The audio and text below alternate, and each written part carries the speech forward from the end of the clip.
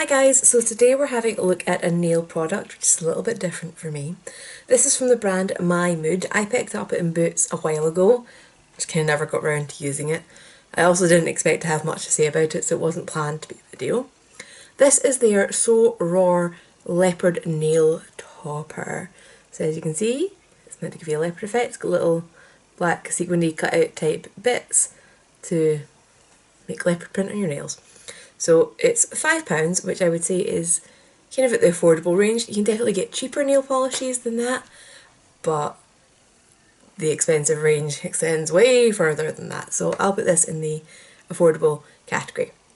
So I grabbed it in Boots, finally got around to using it yesterday and decided that I actually did want to sit down and do a video about it. So unfortunately, I have not had a great experience using this, so I felt like I kind of had to share it with you guys in case you came across it and thought, wow, easy nail art.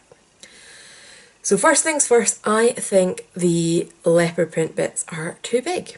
The picture in the bottle seems to suggest they're quite small. Obviously you can see them in the bottle and you should know that they're not. But I mean, they're managing to fit like 3 of them up, from where their cuticle line is up to their finger. And I don't think they would look that spaced out if I'd done that. Unless this person has giant hands. So part of the problem with them being bigger and with them being suspended in a nail polish rather than like a loose sequin is it's quite hard to get them to lie flat. So I'm not sure how easy this is going to be to see. Yeah, can you see those little ridges and stuff there? That is from the fact that it doesn't want to sit flat on my nail. So that was a pain. I did try and like squeeze it down with tweezers. That didn't go overly well. It ended up kind of disrupting the polish underneath it. So you can see there's like weird ridges here at the tip of my nail and there's like a bare gap. So that wasn't great. I wondered whether doing it over a top coat would be better. So we're going to try that just now. Because another thing that I noticed is because it disrupted the polish, it really disrupted the polish. Like when I decided I wasn't going to do all my nails because if it wasn't sitting flat on this nail, my smaller curvier pinky nail was going to be horrendous. And I could just wipe it off without any nail polish remover. Like the base coat, the base colour. If anybody's interested, by the way, this colour is Hibiscus from Barry M. It's very pretty. And this is a single coat, by the way, that got that colour. Anyway, so I've went back and looked at the reviews which have appeared since I bought this, and I agree with a lot of people. So first things first is this does have like shaker balls in it. You can see them at the bottom there, right? But it doesn't really do very much. Like they're still all down the bottom. Like they just seem to take like the path of least resistance and yeah, not very much movement at all. You'll also notice that the polish is kind of cloudy. It's very strange. It's not the clearest clear. I wish the brush was a different colour. This is my first thing. This is going to sound like a bashing video and I'm sorry. But if the brush should be a different colour, it would be much easier to see if you actually had any of the bits on your brush. And actually, I usually found out that I didn't. You're also probably noticing that this is a really thick formula. Like that took a long time to drip. So they're suggesting that you can just like swipe this across your nail. Now, I'm going to read what it says on the listing on the Boots page, although I suspect it's kind of standard text for all of their polishes. But it talks about having a wide hugging brush for flawless application. Use this nail topper to swipe a coat of leopard spots over your favourite polish. So that bit is definitely about it. You can't do that. So I'm going to completely jack up my nails just to do this. So first of all, you can't really wipe it off on the side because that'll take away half of what you've managed to pick up, right? And then if you try and just like swipe it on, oh, I swiped it and swiped it back off again, right? And this is a really thick formula, so you can see all the brush strokes in it, and it doesn't level off. So if you want to pick up more of them, you end up swishing around to get more of it and like globbing it on. So I've just put a glob on there to get a whole one other one. And if you watch this, it's not really leveling out. It just sits there.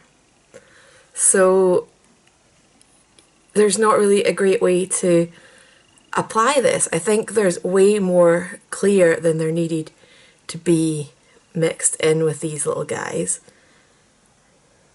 And then you're trying to like fill the gaps and smooth it out without removing them again.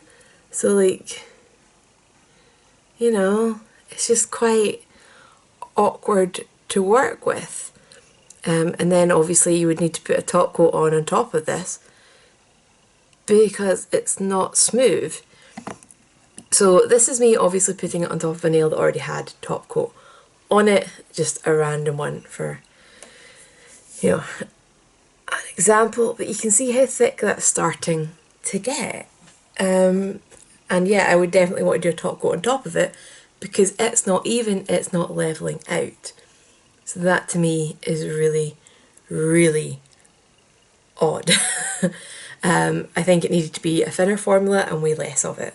What I found myself doing when I was trying to apply this was taking the brush out and wiping it on a tissue to get rid of some of the clear polish. But I think I'd have had to have spent like an hour doing that before it would actually make a difference. And then it would probably be so low that I don't know how much of that I would get out. So this is a nail that I have removed the polish and repainted it so that I can show you what happens if you try and put it on without a top coat. So I painted this nail about 20 minutes ago. So it's had a reasonable time to dry, and like I said, it's only one coat. So I can touch it, I can rub my finger along it and it's fine, right?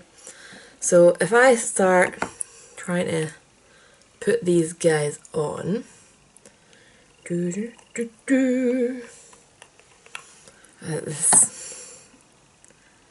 fact, I'm just going to grab tweezers so that I can try and show you what happens if you try and squish them down. So the reason I was using tweezers to try and push these down is because obviously it's got two bits, so I can get both sides of the spot rather than just seesawing it, almost.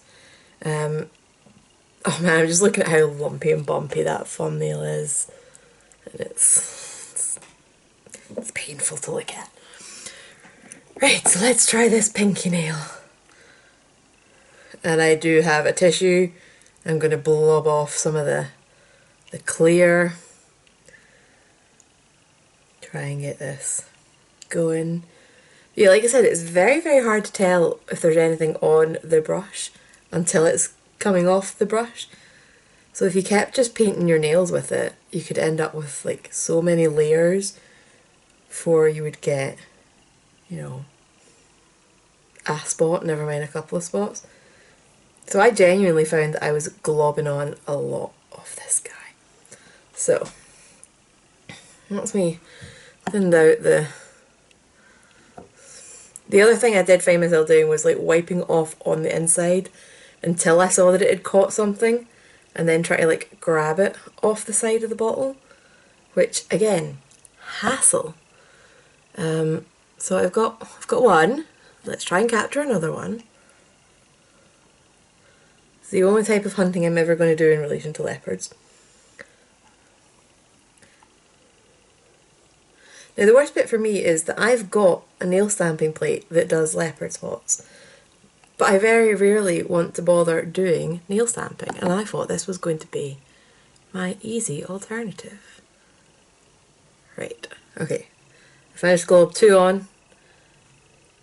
That might actually have been a doubler. Yeah, I've got 3. Okay, cool. They are all the exact same shape and size, by the way, which also doesn't really happen with leopard print. I'm going to give up with the brush just now because we're going to try and tweezer them about. So, I try and show you this. So like, can you see that already? Like the purples came up and over the top of it, it's like dissolved it. So then when I try and push it down, more purple squeegees out the middle of it.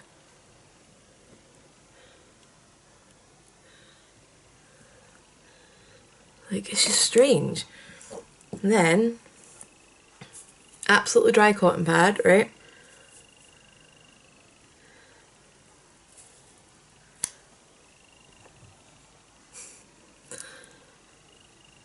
Like, am I missing something? Do all nail polishes dissolve other nail polish?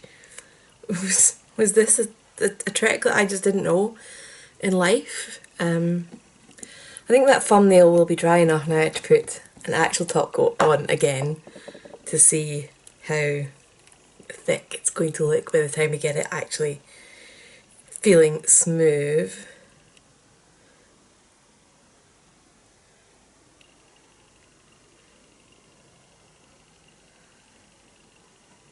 I can still actually see bumps in this, which is quite awful.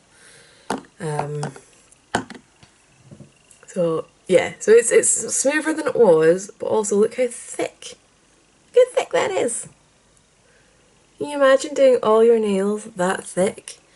Like I don't think it would do much. And the other thing I noticed, because this was quite thick, I found it quite easy to end up with air bubbles in it. There's a couple in this nail that are hopefully going to show up. But also weirdly, when I look at this nail from the underneath, I can see light through it. This is going to be really hard to demonstrate on camera.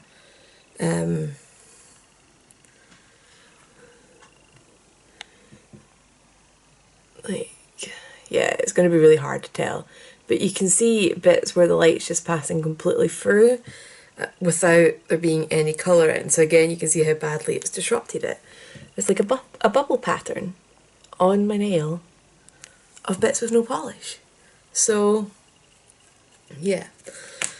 Like I said, I wasn't planning to do a review on this, but I kind of felt almost like I had to because I didn't want any of you guys buying this and realising how annoying it is. Now, if somebody brought out these wee sequiny bits, smaller, thinner, bendier, in a tub, maybe they exist already. If anybody knows, let me know. Because I would buy that. I would do that. I would rather sit and place them individually in a top coat that I already own than have this weird, foggy, clear nail polish that's thick and gives bubbles and somehow dissolves your other nail polish at the same time while looking all clumpy and lumpy. It's just, I don't think there's a single good thing about this. Other than being vegan, I guess it's a vegan option. I think the coloured polishes might end up being lovely. I'm going to try one of them at some point. So I weirdly do like the brush as a brush in terms of the size and shape of it for your nails. It's just that this product is the worst thing I've ever tried.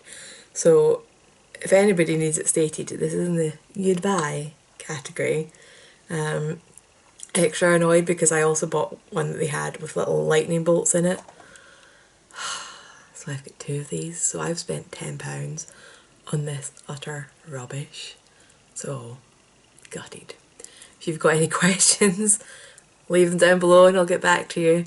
If you've enjoyed this negative video, click the like button, subscribe, I'll see you in the next one. Hopefully I'll be happier. I hope you guys had an awesome weekend and I will see you in the next one. Bye.